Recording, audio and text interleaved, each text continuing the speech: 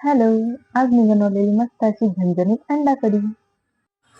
इथं मी गॅसवर कढई गरम करायला ठेवली आहे. त्याच्यात 2 पळी तेल घालून घेतलंय. तेल छान गरम झाल्यानंतर त्याच्यात 1 चमचा मसाला घालून घेतलाय घरगुती. नंतर त्याच्यात 1 छोटा चम्मच हळद घातली आहे. नंतर मी ही बॉईल केलेली अंडी त्याला कट मारले ते त्याच्यात घालून घेतलेत.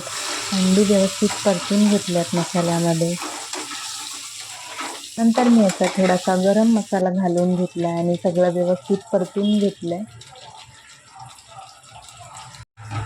त्यानंतर ह्याच्यात मी 1 छोटा टोमॅटो मिक्सरला बारीक पेस्ट करून घेतली आणि ते ह्याच्यात घालून घेतलंय. नंतर मी इथं खोबरं, कांदा, लसूण, अद्रक, कोथिंबीर हे सगळं भाजून घेतलं होतं. त्याची पेस्ट करून घेतली आहे. ती पेस्ट मी ह्याच्यात घालून घेतली आहे. व्यवस्थित सगळं मिक्स करून घेतलं.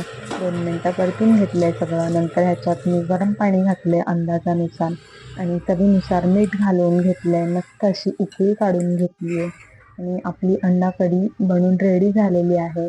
त्याला जास्त वेळ पण लागत नाही आणि खायलाही चवदार आहे. तर तुम्ही पण अशी अंडा कढी एकदा नक्की ट्राय करा आणि आपल्या चॅनलला लाईक, शेअर आणि सबस्क्राईब करायला विसरू नका.